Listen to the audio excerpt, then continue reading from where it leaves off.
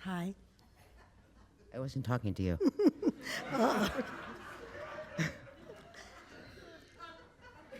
I'm Fran Lebowitz. This is Lisa Robinson. I'm going to basically be interviewing Lisa, who is my best friend for 40 years. Otherwise, I'd be next door watching Philip Roth. You still have time. I am not a journalist. Lisa is a journalist, so I'm not used to asking people questions. I'm not usually that interested in what other people have to say. So Lisa has made some questions for me with the help of other people. Are you ready for these questions? Certainly am, yes. All right. Lisa, Yes, Fran. your love of the music comes through in this book, yet you never reviewed records or concerts. Why did you never want to be a critic? Well, I could answer that, but I'll let you. You could answer that. No. I mean, you're not wanting to be a critic is confined to music. I just wanted to say. Go ahead, please. I never wrote criticism because when I started out, you know who the people were who were writing criticism. Most of them were boys. Most of them took themselves very, very seriously. And I thought music was supposed to be about fun, and it's an emotional thing. I never really saw the point of reviewing it, frankly. I was much more interested in the people. Why? I'm interested in people, funnily enough. Why? Right. So this has not changed, by the way. That's right. I mean, most of them are boys, Yeah, not just music critics. the musicians as well. Pretty much everyone who's in charge of anything. Yes. All right? Lisa, how did you develop your interview style and get people to open up to you? Did I write that? I don't think I. Yeah.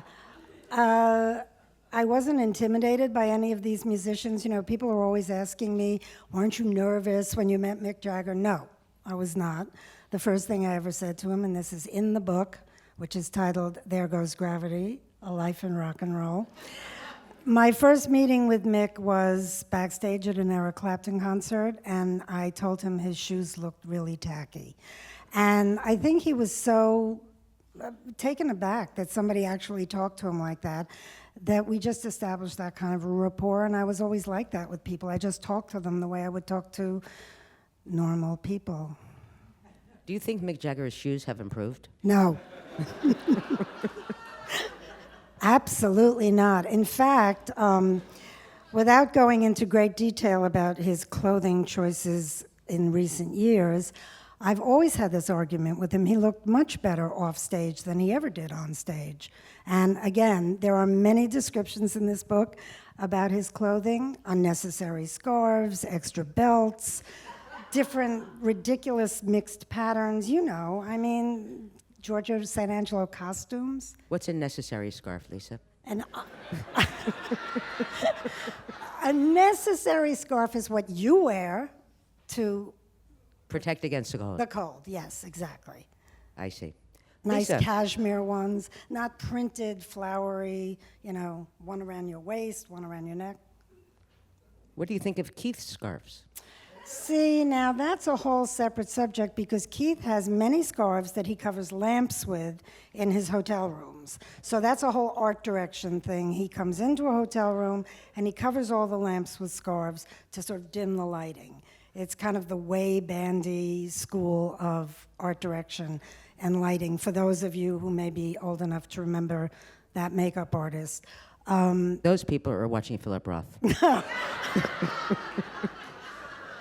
Somehow, no, way bandy Philip Roth, I'm not so sure.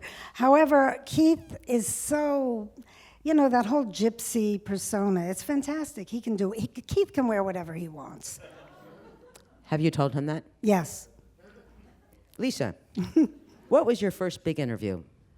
The first band, well, my first interview actually was Richard Robinson sent me to interview. Lisa, who is Richard Robinson? Richard Robinson is my husband, and he's someone I worked for doing his filing when I first got into the music business. And he didn't want to go interview Tommy James, understandably, so he sent me. And I went to Tommy James' apartment on 8th Avenue. There was a shag carpet that was so thick you could barely open the door. I think it was chartreuse.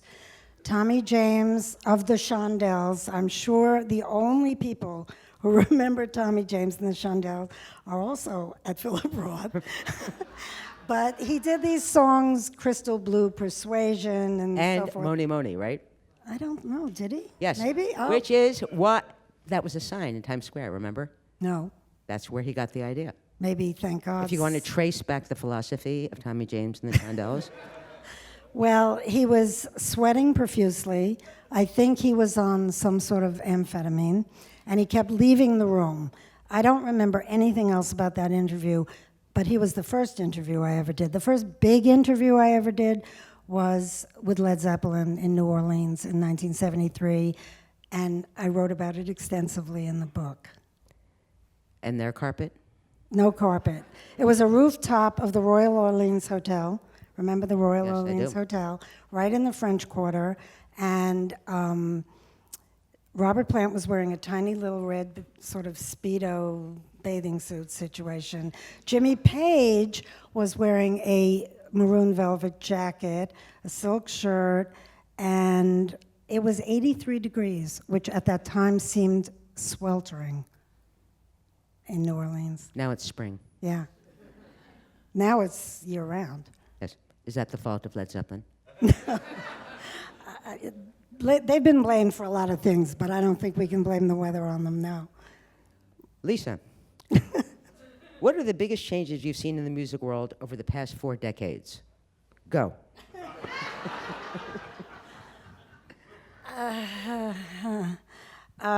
There's absolutely no privacy anymore, but this, of course, applies to all life.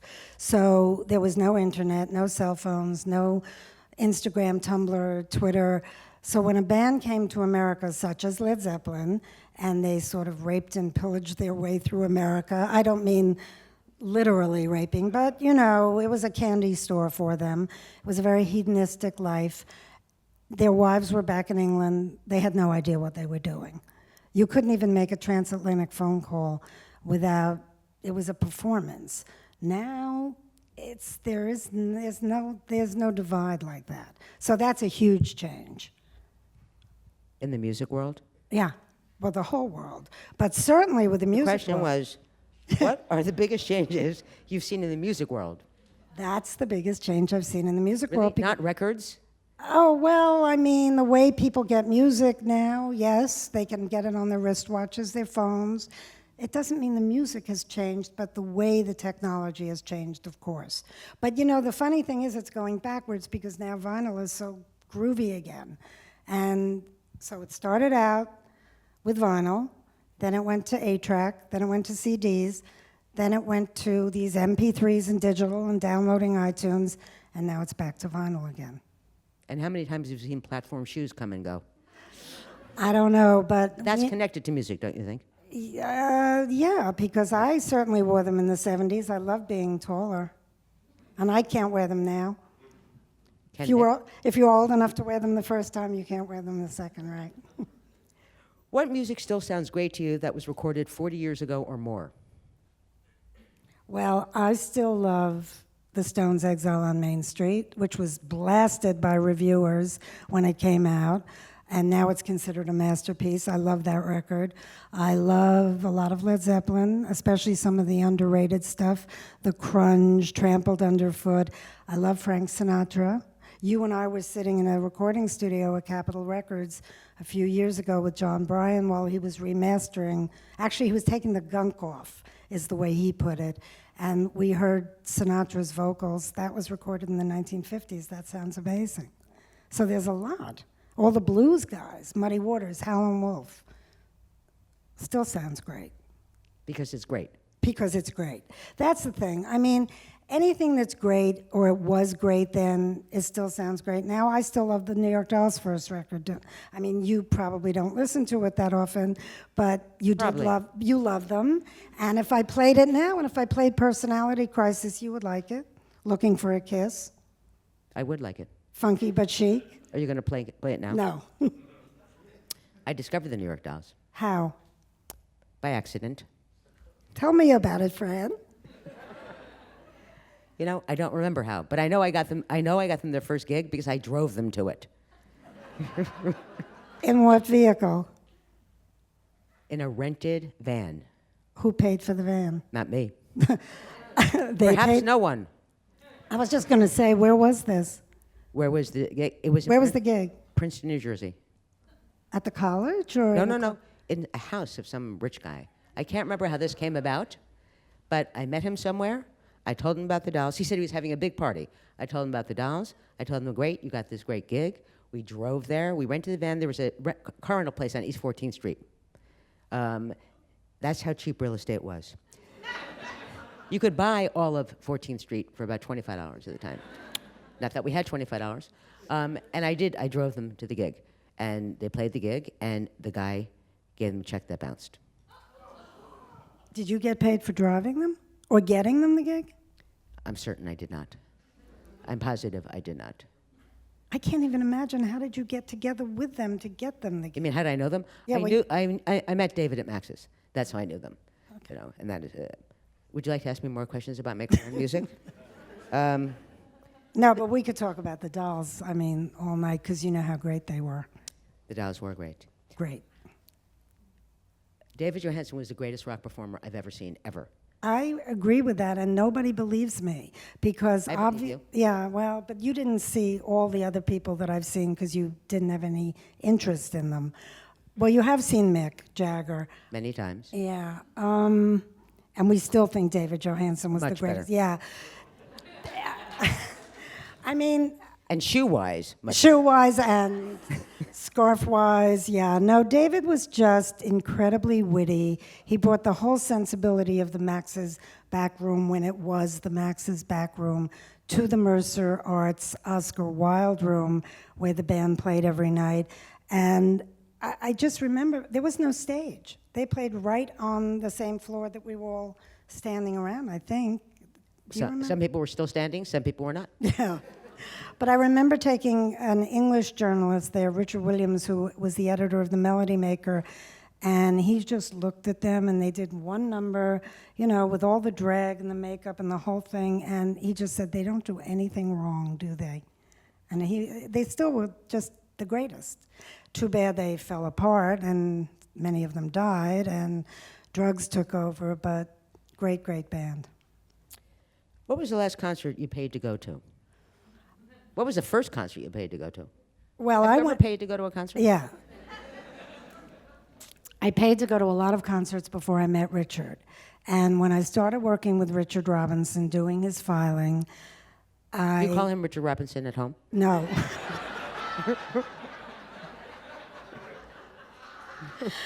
No, I do not. But I figured just that checking. I can't just say Richard and have everybody assume that they know who I'm Well, talking once you've said Richard Okay, Robinson, my husband. This is the 92nd Street Y. They can retain this. So I remember the first concert Richard took me to was the Stones in Madison Square Garden in 1969, and we were in the third row, and I couldn't believe that we didn't have to pay. Because prior to that, I had gone to the Fillmore. As a kid, I had gone to the Brooklyn Fox or the Paramount. I had seen a lot of rock and roll shows, so I paid for those. The last concert I paid for ever since working as a journalist and getting free tickets was when you and I went to see the Rolling Stones, I think in 1989 at Madison Square paid Garden. for that? I paid for them. Why? Because that was the beginning of something called the Golden Circle tickets. And they were $300, and they were the best seats in the house. Is that the one we left? Yes. So I was getting to that, but you gave away the punchline. We left. That's my profession. We left midway through it. Yeah. It was. I don't Did know. we get $150 back? No. What? 150. It was 300 each. But we left halfway through. No. It was the first time I think they had used a different promoter. Again, I write about this a lot in the book, and they used a different promoter other than Bill Graham. Because Bill Graham, was such a mensch, and he had great backstage stuff. He had hot dog carts, egg creams, and this was a different promoter. And all of a sudden, it became a little more corporate and very businesslike. And I think we just looked at each other midway through the show. There was something off about it, and we left. $600, yes. That's the last time I paid to go to a concert, I think. Is there anyone you would pay money to see now? Yeah, I actually would go pay to see Kanye West now. I would. I love Kanye. I would go see Eminem. There's certain people that if I could, I don't know, Saul Williams, Trent Reznor. I mean, there's odd people that maybe I would go pay to see them. Frank Sinatra, if he were alive, obviously. Even dead. But we also, or I did, walk out on Frank Sinatra once. Which night? The Forest Hills Forest one? Hills. Yeah, I was there. Wasn't Yes. that what, during You the stayed. Son of Sam? Yes, we went to see Sinatra in Forest Hills. It was during the Son of Sam summer. Frank Sinatra was very drunk. He was not remembering the lyrics. It was really depressing. So I said, I'm going to leave. I'm going to go sit in the car. We went with Steve Paul. He had a car. So I walked about a block away. I went and sat in the car. There was a New York Post in the car. I picked the New York Post up. Of course, like every issue of the New York Post in that era, it was completely about Son of Sam. So I'm sitting there reading it, and it says, Son of Sam is known particularly to choose for his victims girls in their 20s with long brown hair sitting in cars in Queens.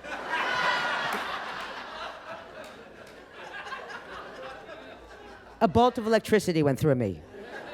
Since I was a girl in my 20s with long brown hair sitting in a car in Queens. And I jumped out of the car, looking around for Son of Sam.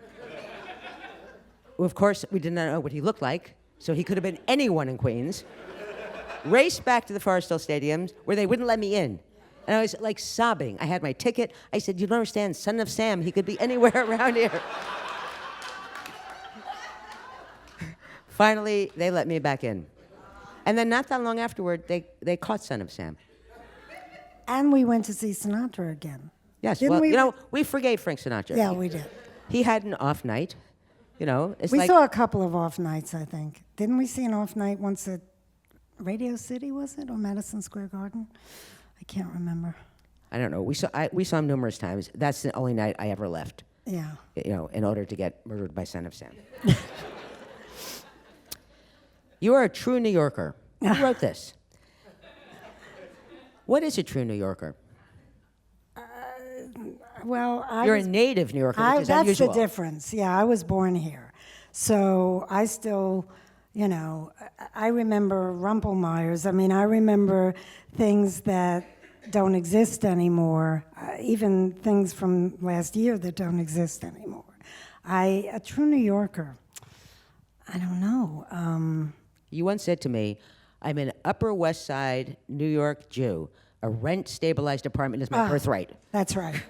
That's right. I absolutely well, I do feel that way. My father died in the same apartment that he lived in for, I don't know, however many years since I was born. And I just assumed that if you were born in New York City, you were entitled to have a rent-controlled or a rent-stabilized apartment. I know you think it's ridiculous, but everybody did. I mean, unless you were very rich, and then you lived on Central Park West. But if you lived on a side street, it was different. I think many people would beg to differ with you, Lisa. What was the best interview you ever conducted? I honestly don't think I could pick one because there's been 5,000 of them. I think possibly Keith Richards again. I know I keep coming back to him, but he's so special, as you know.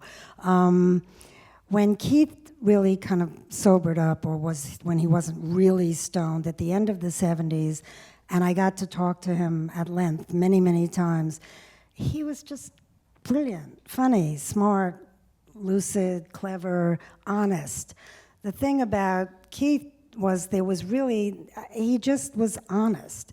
And most people, when you're doing an interview, they're not that honest. There's always that bit of a wall between you, especially when you're talking about the Stones, Charlie hardly did any interviews. He was very distrustful of the press. Mick was always kind of flippant. I mean, we got deep in a lot of interviews, but not like Keith. So I would say Keith is right up there. JayZ was pretty good recently. Lady Gaga. Robert Plant. I don't know. There's been so many. Then you shouldn't have written this question. I didn't. Mark Ballard wrote that question. What was the worst? Oh.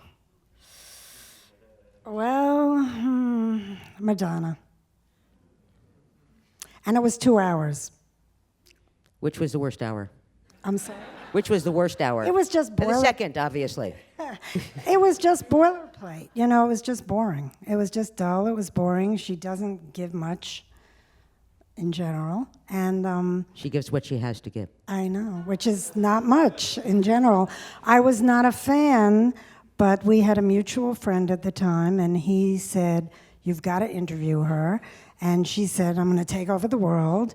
And literally was the first thing she said to me, "I'm going to rule the world." And that Minnie Mouse voice. Could you do that again? And I recently listened back to it, and I was shocked that it was 2 hours because I remembered it as being just a snooze. That was probably the most uninteresting interview I ever did, because usually I can get somebody to say something interesting, but this was just boilerplate, literally. But don't you think that part of the horribleness of Madonna in your mind wasn't only the horribleness of Madonna, but also Ronald Reagan was the president at the same time? And don't you believe these things are connected? Because I do. Here's what I have to say in response to that. Prince also was recording then, okay? So if we're looking at You have a point. the 80s, if we're looking at the 80s and everybody Prince is says, still recording. and Prince is a genius, but, I mean, musical genius. But here's the thing, it was a terrible time. MTV ruined everyone's imagination about what music was supposed to feel or sound or look like. And it was the heyday of Madonna. It was the heyday of Michael Jackson's solo career. It was Ronald Reagan. And it was Prince. So it wasn't a total loss. And the shoes, do you recall the shoes? Whose show? Which shoes? The shoes people were wearing at the time? No, I just remember Michael Jackson's shoes. What were the shoes of the 80s like? Do you remember? No, I asked you. No. that they must not have been very memorable. You once told me, oh, this is actually incorrectly written. When Michael Jackson was a little boy, Yes. you told me that Michael Jackson was going to be the greatest entertainer of his generation. Uh-oh. There's a ghost somewhere here. You said Michael Jackson.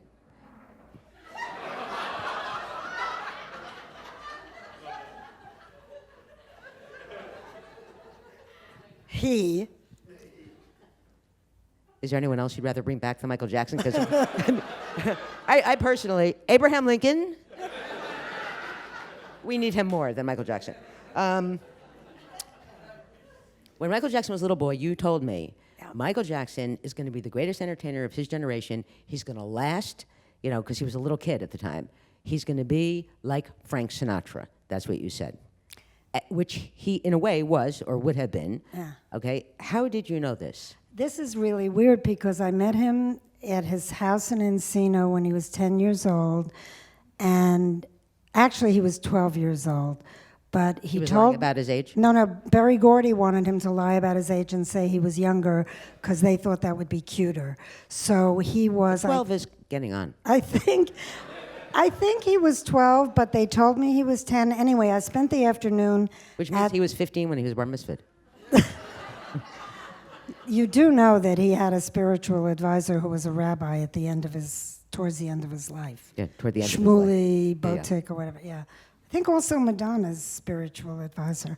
Or maybe no, Kabbalah. Anyway, I was at his house that first afternoon, and I go into this in more detail in the book, but I did call you that day, and I said this kid's going to be the greatest entertainer of his generation. He's going to be like Frank Sinatra. How did I know that? I think First of all, we talked about stuff. He asked me more questions than I asked him. He was incredibly inquisitive, incredibly engaging, adorable. He was dancing for me. He was showing me James Brown steps. This was a kid who stood in the wings at the Apollo and studied Jackie Wilson, James Brown. And he just had a knowledge about music and such an interest in show business, even at that age. And the voice and everything, he was adorable. And I just had that feeling. And I was right until You were he wrong. went right.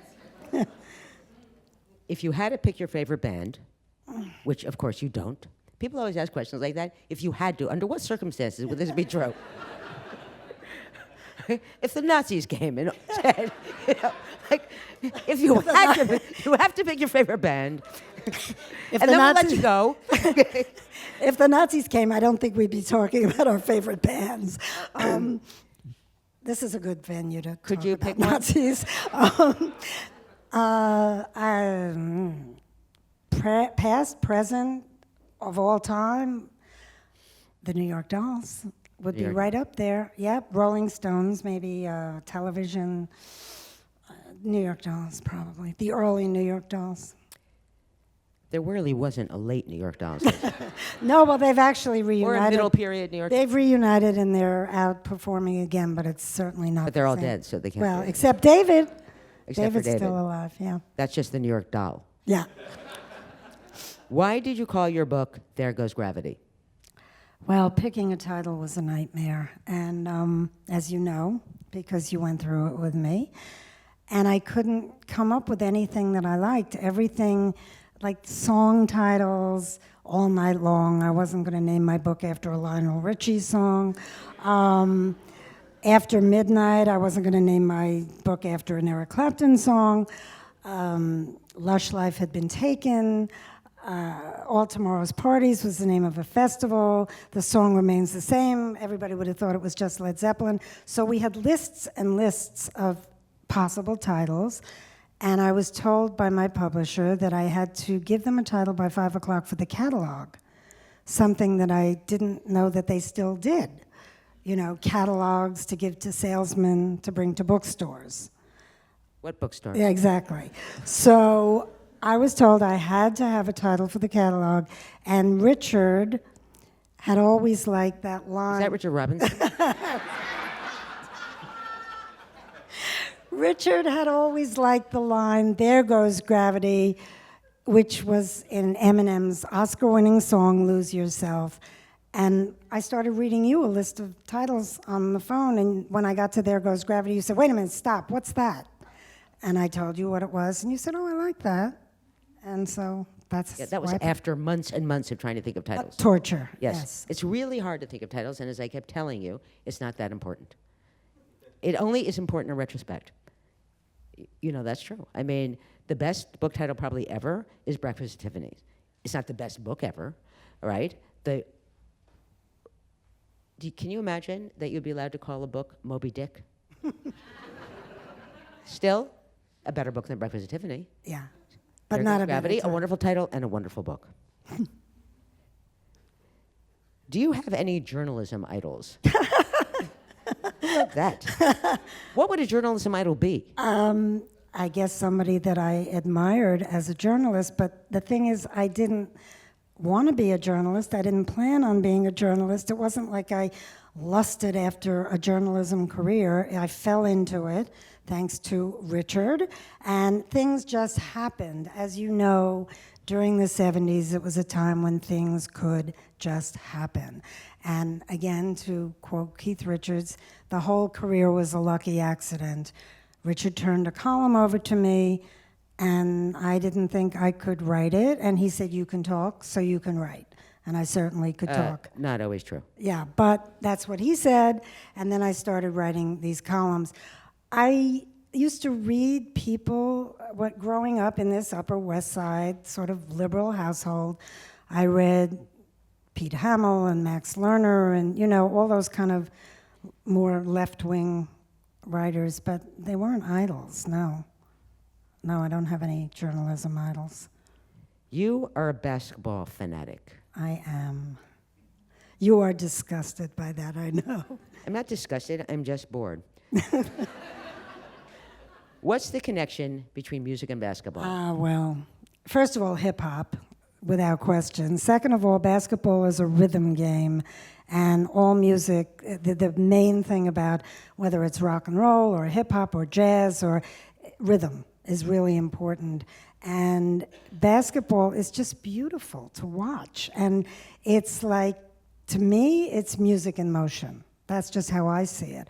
I see it as a gorgeous kind of game, very fast, very rhythmic, the way people hold back sometimes doing things, the way they count, the timing involved. It's just, and especially now with hip hop, because all the basketball players grew up with hip hop, and all the hip hop stars are obsessed with basketball, so there's that connection.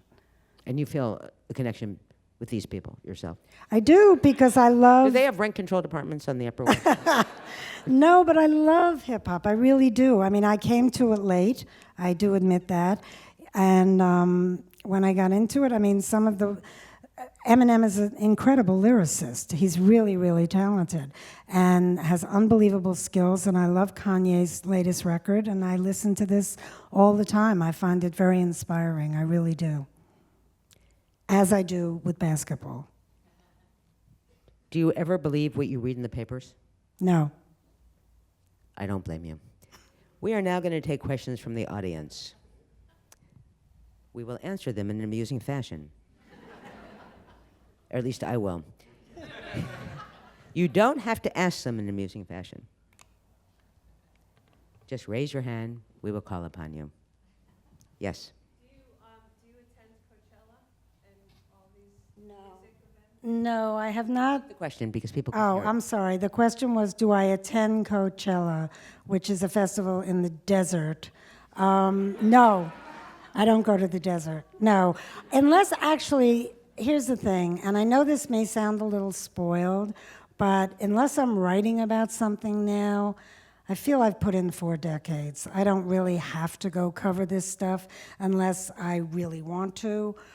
And going to the desert is not high on my list of a fun weekend. That's really for a lot of younger kids who want to show off, you know, their clothing, and Taylor Swift and Selena Gomez and the Kardashian younger girls and that group. Are there old Kardashians already? Well, I don't keep up with this. well, there's 2 really young ones that are in their teens, Kylie and Kendall Jenner. What a disgrace that you know this. Next question. Yes? So I grew up with rock scene, and hit parader, Creem, circus. I mean, none of those. They just got thinner and thinner and thinner, and then they disappeared. I mean, Just like us, this will happen to us too. less and less content, and then they went from covering groups that I love, like all the ones you're mentioning, to ones I didn't give a crap about. So the twofold question is: were you looking at your contemporaneous other magazines, especially Creem? I think, and what happened to that golden age? I mean, it's just all gone. Well, first of all, nothing lasts forever, and those magazines never made any money, so they just fell apart. They just went out of business, basically. I think Hit Parader went out of business after I stopped editing it. Creem, I think there was some huge legal dispute. But, there's different things now for different generations. I mean, people in their 20s now have totally different magazines and different blogs and different internet fanzines, and everybody has their own music. So that stuff can't go on forever. I mean, if you really want to read about that still, you could get Mojo, I guess, which is a British magazine that still covers a lot of that stuff. Yes. Yes. How did you and Fran meet? The question was, how did Fran and I meet? Do you want to take this one, or do you want me to? Well, there'll be 2 different stories. Okay? My recollection is that I knew of Lisa. I would sometimes see her in the back room of Max's, not all the time. We had many mutual friends, and they would always say, you should be friends with Lisa. You would love Lisa. And I said, I can't stand Lisa Robinson. Her voice is too loud. Then Lisa had a best friend named Lillian Roxon, who I was also friends with, although not that close a friend. And Lillian died in 1974, 73. 73. And I went to the funeral. And then afterward, people went to Lisa's house, and I didn't want to go because I didn't like Lisa. And her voice was too loud, and people said, you can't not go, it's impolite, so I went. And so basically, what I feel is that Lisa's best friend died, and she had an opening. I will just add to that I saw Fran in Max's, and I obviously had read her column in Interview magazine. She did 2 columns in Interview magazine. She did the best of the worst, which were movie reviews of really hilarious, like Blackula, movies like that. And then she wrote I Cover the Waterfront. And so I admired her writing. I thought she was very funny, but she seemed very surly. And I didn't think she liked me, but I didn't think she liked anybody, actually, because she looked very surly. So when she came to the Shiva at my house, because that's really what it was, I feel comfortable saying that here. Most of you know what that is. And I think then I invited you to dinner. Right, that was it. That's all you had to do in those days. Like someone with, not just to dinner, to a steak restaurant. Actually, it was to the Ginger Man, which is the same restaurant where I introduced David Bowie to Lou Reed, where we had dinner. Not the same night. Not the same night, but you have to read the book to hear the true story about that, because it's been written about in other books by people who were not there. Is there another question? Yes? You've attended so many concerts together. I wonder where your musical tastes diverge, and are there any bands you disagree on or any performers? I'm not sure we went to that many concerts together. We went to a lot of Rolling Stones concerts together. We went to only some, because there are not that many rock and roll bands I like. So we went to Yeah. the Stones several times. I see the Dolls. Yeah, We saw Prince several times. yeah. Um, That's about it. Fran would not come with me to a Led Zeppelin. Oh, you did in Washington, D.C. once. because I happened to be in Washington. Yeah. Fran didn't really like Led Zeppelin or Van Halen or most of the CBGB's bands, or you saw David Bowie, right? Because you were friendly with David Bowie. You Yeah, I went saw to a David. couple- In fact, I went with Keith to a David Bowie concert, and he told me that it was the first and only time he'd ever sat in the audience at a rock concert. Really? Yep. Yeah, so our musical tastes, not the same. I mean, we both like jazz. We both like Sinatra, correct? That's correct. Fran's listened to some hip hop that I've played for her. I love She hip-hop. likes- Yeah, she does like it, but has not gone to any of the concerts yet. Is there another question? Let me. Yes. Yes, actually, Joni Mitchell and I had never met, and at Vanity Fair we were doing a music cover when we used to do these great music issues with the fold-out covers, and Joni was on a cover. It was in 2001, and the lineup on that cover was David Bowie, Beyonce, Beck, Jewel, Stevie Wonder, Joni Mitchell, Gwen Stefani, JayZ, Missy Elliott. All at once, Annie Leibovitz took the picture. It was in the same room at the same time. But I knew everybody except I had not met Joni Mitchell. And we had a mutual friend, her makeup artist, Paul Starr, who has passed away a few years ago. And Paul said, I have to get you together with Joni. And I had grown up a little bit with Joni Mitchell's music, but I thought she was this kind of folk princess type. And Paul said, oh, you're going to love Joni. She's great. And I said, okay. So we arranged to meet just for a drink for 10 minutes in the Carlisle Hotel. And this is when you could still smoke in the Carlisle Hotel. You could still smoke anywhere. 2001, I think, pre-Bloomberg, yeah. And we were just going to meet for 15 minutes. And I think the first thing that we said, or I said to her within the first 5 minutes was, well, Madonna ruined the culture.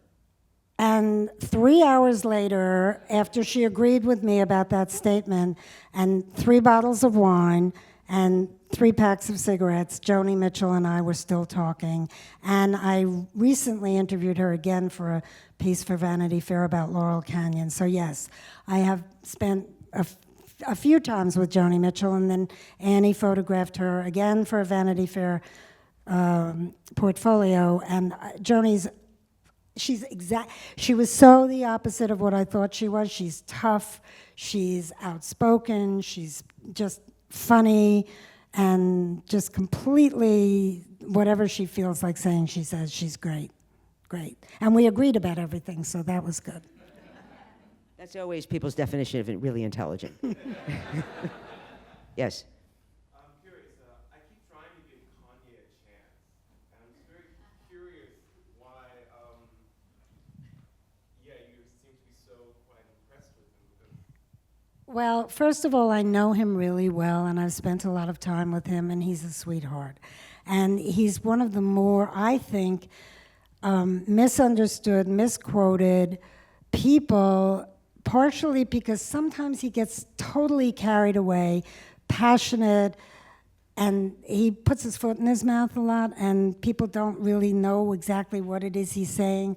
To me, the body of work is what's important, and I love his music, I love his work. When I first got to know him, our mutual friend John Bryan, who's a really brilliant producer and singer, songwriter, and performer, he was producing, I think it's Late Registration, that had Gold Digger on it, and We Major, which is like a Phil Spector symphony. And I said to John, I'd never met Kanye, and I said, isn't he an asshole? I mean, he sounds like that Jesus thing with the wings and all that. And I just thought he sounded ridiculous, and John said, no, he's a sweetheart, he's fabulous. And then I saw him come to the Largo one night to see John, and just the fact that he appreciated John, that sort of opened the door, and then I got to know him really well. I just love his work, I love his music, and I know him sort of in a different light. And the fact that he tweeted about my book today didn't hurt. Yeah? Hi, I'm kind of starstruck by Fran, and I was just curious if at any point in both of your lives, regardless of the field, whether it was music or anything else, were you ever really starstruck by someone you met, either both of you? You know, at any point when you were a little kid, like somebody you were just like tongue-tied around? No.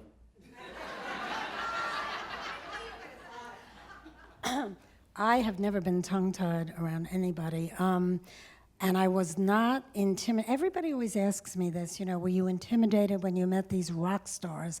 And the thing is, I was a fan of rock and roll, but also I was a New York girl who snuck out of my house when I was like 12 or 13 and went and saw Thelonious Monk and Miles Davis and Horace Silver.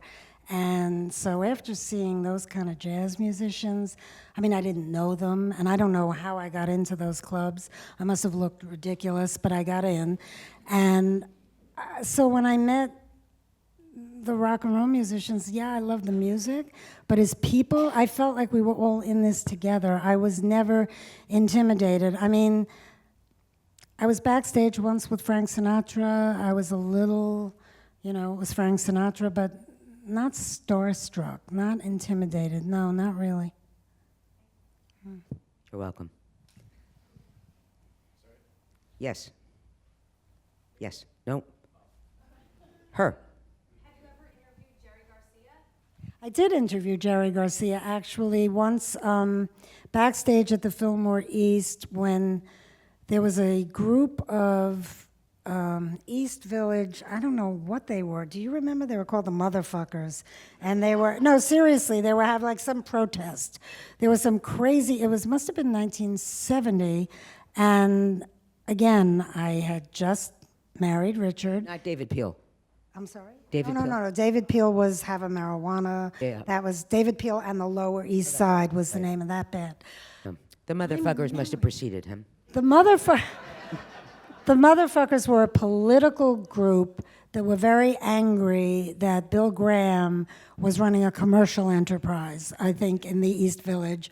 And this theater, the Fillmore East, the Grateful Dead were playing. And I was backstage, and I had my tape recorder with me, because I always had my tape recorder with me. It was a small cassette recorder. It's still the same tape recorder that I use. And I interviewed him for about 15 minutes backstage, and I still have the tape, and it's amazing that it held up. He was really sweet. He was, I'm sure, stoned out of his mind. Yeah. Yeah. What was Prince like when you interviewed him? I interviewed him early in his career, and he was very, very shy. Very, very what? Prince. Yeah, oh, very shy. Well, okay, here's my regret. When everybody says to me, is there somebody you regret you never interviewed? There are two people. One is Frank Sinatra, because I was writing for Andy Warhol's interview, and we were going to interview, or I was going to interview Frank Sinatra, but Andy was going to come along, and they said, well, Frank has to approve the questions first. And I said, oh, no, no, no, we won't do that. And then I thought later, what, are you out of your mind? I mean, anything to have gotten in the room, you know, that was silly.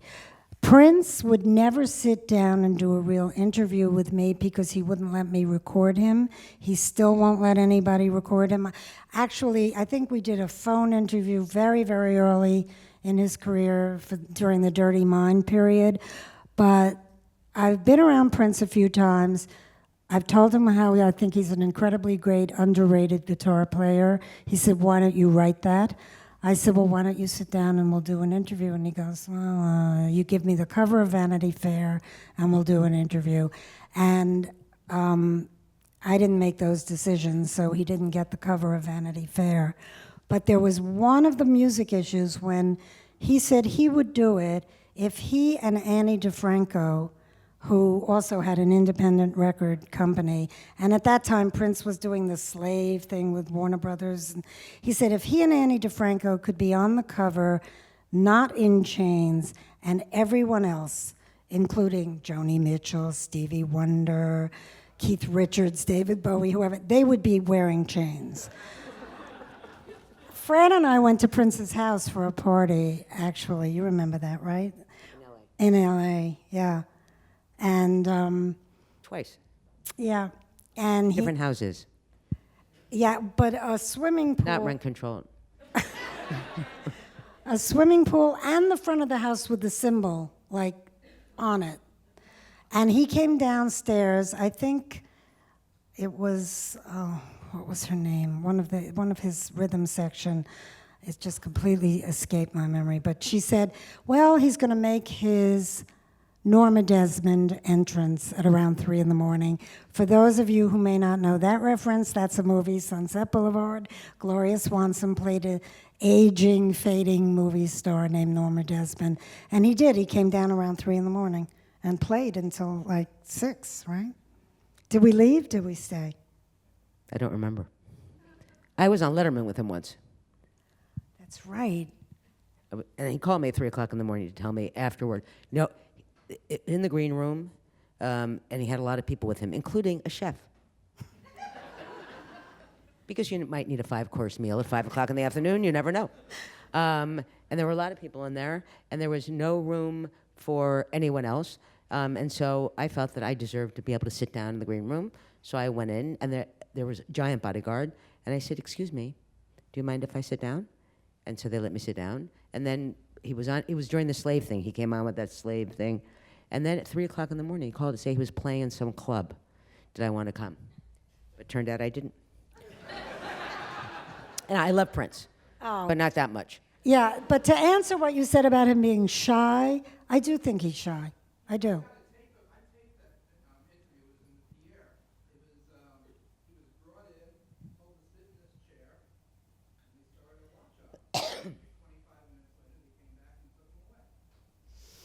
Yeah, so you have 25 minutes of him on tape. Yeah. Would you care to play it?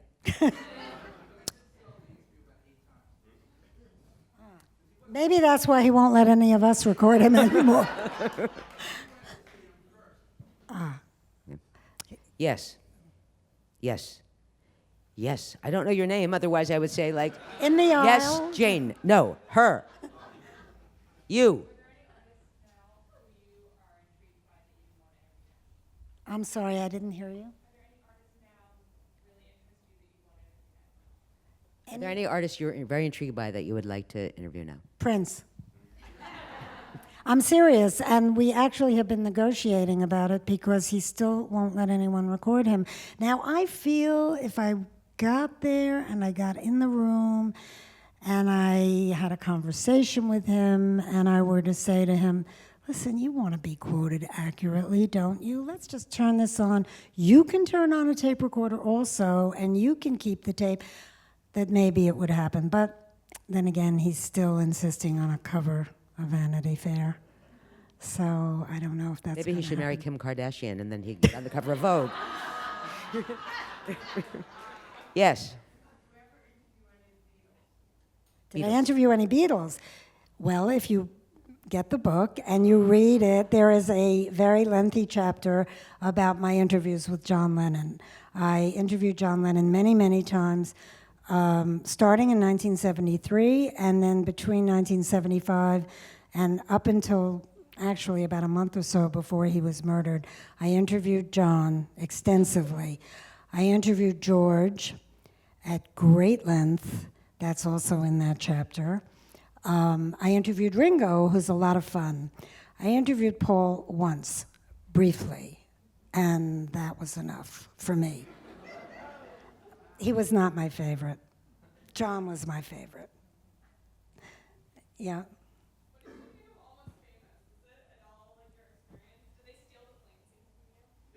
The question is, what do I think of Almost Famous, which is the movie that Cameron Crowe did about his experiences, or fictionalized experiences on the road. Cameron and I went on various tours together. Cameron tended to go with the Who, the Eagles. He did go on one Led Zeppelin tour. I went on 5. We were friends. He was very, very young. And his movie was a kind of feel-good, Hallmark card kind of, that's the kind of movies Cameron makes, and it was his experience. My experience was never being with a band where they burst into an Elton John song on a tour bus. I was with David Bowie and Jimmy Page in a darkened corner suite of the Plaza Hotel while they were doing line after line of cocaine, watching Kenneth Anger's Lucifer Rising because Jimmy was doing the score. So it's kind of a different view. Does he have a rent control department on the other side? No, but Cameron's great, and his heart is really in the right place, and it was a very successful movie, and it just wasn't my experience. When you hear some of the exploits of Led Zeppelin with the groupies, do you ever feel conflicted as a woman journalist interviewing that band? Like, did you ever say anything like, critical of the stories that were coming out about them? Well, this is a complicated question, because I didn't... That doesn't mean you have to give a complicated answer. Yeah. No, actually. I wasn't really there to judge. These guys did what they did because they could. It was a different time. It also was pre-AIDS. They were screwing around. There were a lot of girls around. And, that was part of that scene. It was the sex, drugs, and rock and roll. I did not participate in either the sex or the drugs. So you could be on a tour with those people and not participate in that side of it and be on a completely different tour. I really was there for the music. And I never saw anybody being abused. I never saw anything really creepy. I'm sure it went on. I was with Van Halen when their road managers would go in the audience and pull girls backstage to meet David Lee Roth. I thought that was gross, but I wasn't really judging this, and I wasn't writing about it. That's not why I was there. So it wasn't like I was protecting them. I just didn't care to write about it. Yes? Your comments on Ray Day, Use of the Kings. Oh, well. We love Ray Davies. Yes. Yeah? We love Ray Davies. We love Ray Davies. The Kinks. Ray Davies was incredibly talented, brilliant, lovely man. When I knew him, I haven't seen him in years. I think he stopped speaking to me because I introduced him to Chrissy Hind. That didn't go well. They did have a child together. They had a somewhat checkered relationship. But for a long time, we were quite friendly with Ray Davies because Richard was working at RCA Records and they signed Richard who? the Ray at a time when they signed Lou Reed, Ray Davies, and David Bowie. So we got to know him pretty well. And, you know, he comes from that English music hall tradition, and all of that kind of, those songs were just amazing, brilliant. Waterloo Sunset, all of it, and Come Dancing. I loved all that. I thought they were great. The Kinks shows later on when the two brothers were fighting and, you know, literally physically fighting on stage and all that, that was not something that was a lot of fun for me. No, if we want to see relatives physically fighting, we can go to a Seder.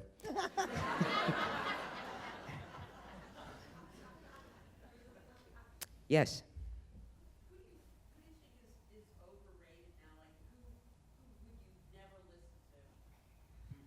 Madonna. It's the truth. I'm sorry. I mean, she certainly had a great career without my approval.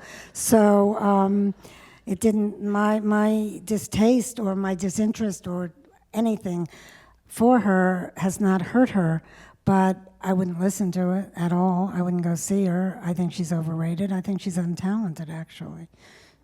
I can't be very more blunt about it than that. Do you agree? I totally agree. Yeah. Yes? Patti Smith. What about Patti Smith? Have you interviewed her? Oh, you have to read the book. There are tons of stuff about Patti Smith in the book. Of course I've interviewed Patti Smith. Patti Smith, I was actually very friendly with Patti Smith in the 70s because Lenny Kaye, who's her guitar player still, is Richard's very close friend. And Lenny did Rock Scene with me and Richard. And we always would put Patti in Rock Scene. I wrote about Patti for Creem. I wrote about Patti for the New Musical Express in England and the New York Post. And I would say for the whole decade of the 70s, we spent a lot of time together. I probably have over 100 hours of tape with Patti Smith. And there's a lot of it in the book. And there's a chapter about New York and David Bowie and CBGBs and Iggy and Lou Reed and a lot about Patti. Yeah. Yes? So since the Knicks didn't make the playoffs, unfortunately, are you rooting for the Nets now? It's really hard for me to root for the Nets. I can't, I can't get my head around it. I'm a long-suffering Knicks fan. And we'll have a private conversation about basketball later because, She'll call you. yeah, she's not going to put up with that. Yes. Do either of us have any musical talent? Lisa is a fantastic singer. She really is a great singer.